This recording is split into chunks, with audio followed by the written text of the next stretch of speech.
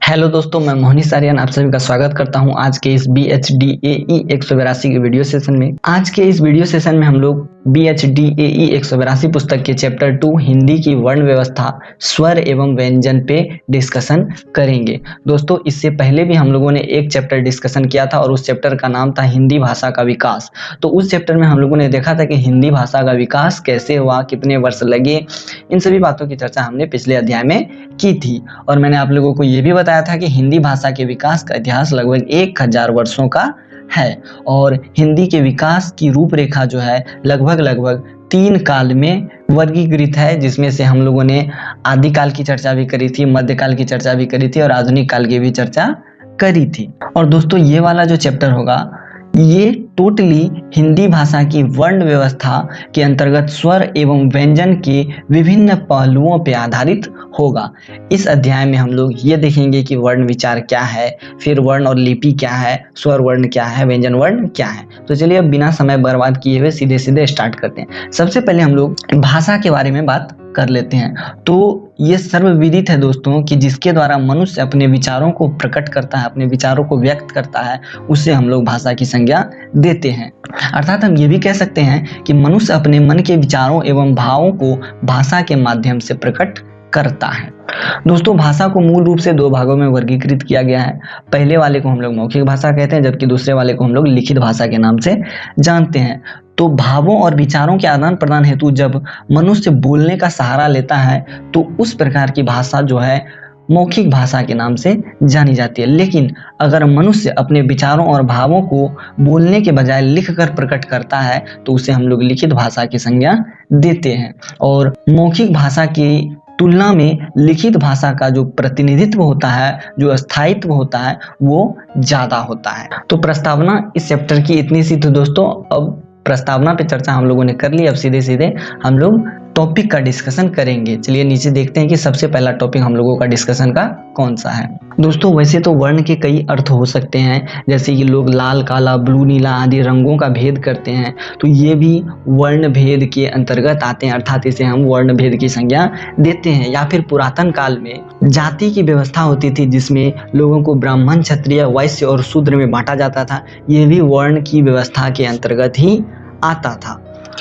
लेकिन अभी जो मैं यहाँ पर वर्ण की बात करने जा रहा हूँ, इससे मेरा आशय है अक्षर, चिन्ह और संकेत, ये सभी चीजें जो है इसी को हम लोग अभी वर्ण की संज्ञा देंगे। और दोस्तों, भाषा की सबसे छोटी इकाई वर्ण है और यह ध्वनि के उच्चरित और लिखित दोनों रूपों के प्रतीक होते हैं। और इसी के आधार पर हम ये कह सकते हैं कि भाषा की वह छोटी से छोटी इकाई जिसके खंड अथवा टुकड़े न हो सके, उसे हम लोग वर्ण की संज्ञा देते हैं।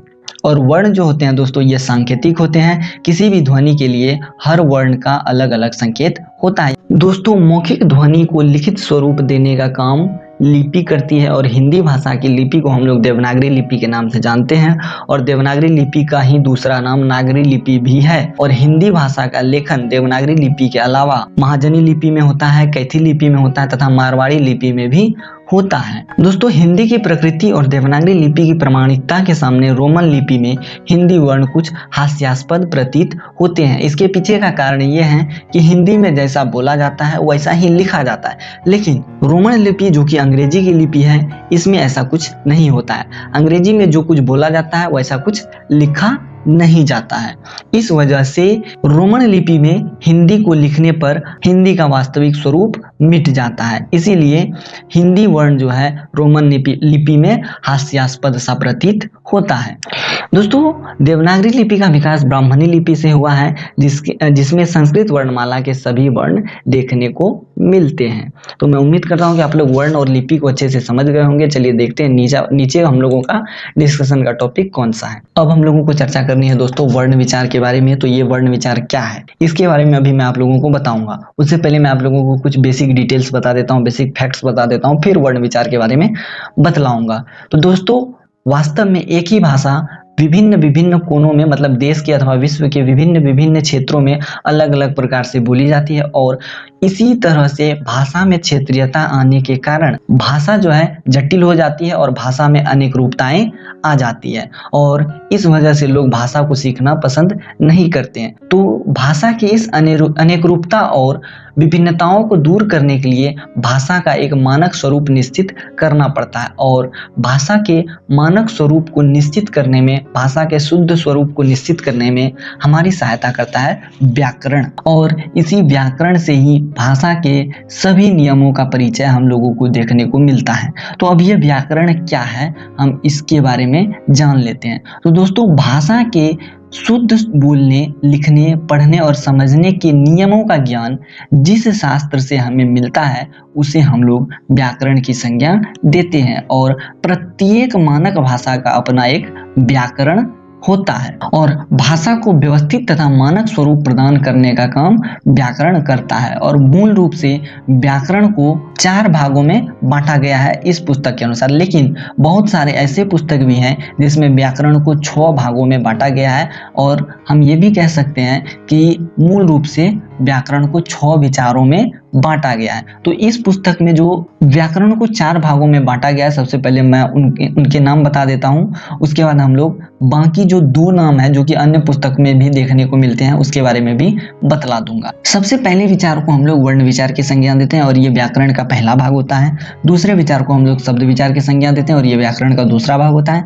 तीसरे विचार को हम लोग पद विचार की संज्ञा देते हैं और ये व्याकरण का तीसरा भाग होता है। और चौथे विचार को हम लोग वाक्य विचार की संज्ञा देते हैं जो कि व्याकरण का चौथा भाग होता है। और जो 2 भाग अन्य पुस्तकों में देखने को मिलते हैं उनके नाम है चिन्ह विचार जो कि व्याकरण का 5वां भाग है और छंद विचार जो कि व्याकरण का 6वां भाग है। तो मैं उम्मीद करता हूं कि आप लोग जो है अच्छे से व्याकरण को समझ गए होंगे और व्याकरण कितने भागों में वर्गीकृत हुई है ये सभी बातें आप लोग समझ गए होंगे। अब हम लोग चर्चा कर लेते हैं वर्ण विचार के बारे में।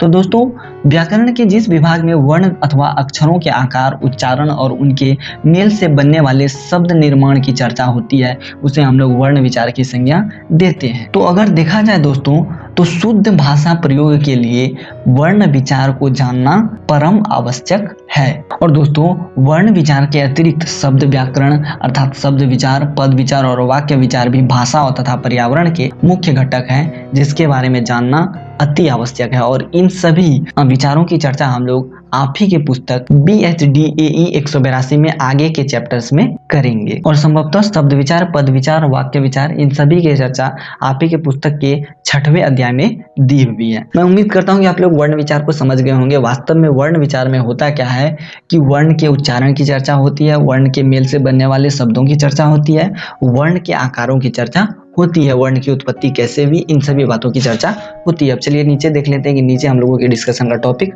कौन सा है। अब हम लोगों को चर्चा करनी है दोस्तों वर्णमाला के बारे में।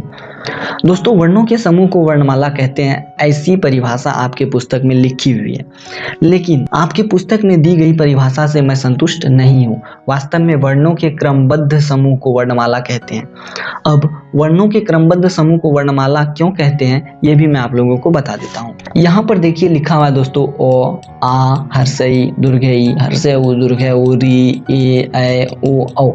आप यहाँ पर देख लीजिए कि सारे के सारे स्वर एक क्रम में लिखे हुए हैं। ऐसा तो नहीं है कि ओ के बाद दुर्घई लिखा हुआ है या फिर दुर्घे उ लिखा हुआ है, ऐसा तो बिल्कुल नहीं है। आप यहाँ पर स्पष्ट रूप से देख रहे हैं कि स्वरों का एक निश्चित क्रम यहाँ पर दिया हुआ है। तो इसी आधार पर हम कह सकते हैं दोस्तों कि वर्णों के क्रमबद्ध समूह को वर्णमाला कहते हैं, न कि वर्णों के सामान्य समूह को वर्णमाला कहते हैं। क्योंकि यहाँ पर भी तो एक समूह लिखा हुआ है ओ, हर्षे ओ, दुर्घई, दुर्घे उ, लेकिन इसे हम लोग वर्णमाला की संज्ञा नहीं देंगे क्योंकि ये वर्णों के क्रमबद्ध समूह के अंतर्गत नहीं आता है। तो मैं उम्मीद करता हूँ कि आप लोग ये चीजें समझे होंगे। अब मैं आप लोगों को नीचे कुछ हिंदी वर्णमाला के मानक स्वरूप को दिखा देता हूँ और जैसे ही मैं आप लोगों को हिंदी वर्णमाला के मानक स्वरूप को दिखा दूंगा तो आप लोग बिल्कुल अच्छे और बेहतर तरीके से वर्णमाला में मौजूद वर्णों को पहचान सकेंगे और इसी के पहचान के साथ ये वीडियो सेशन समाप्त हो जाएगा। अब हम लोगों के सामने सबसे पहले स्वर है।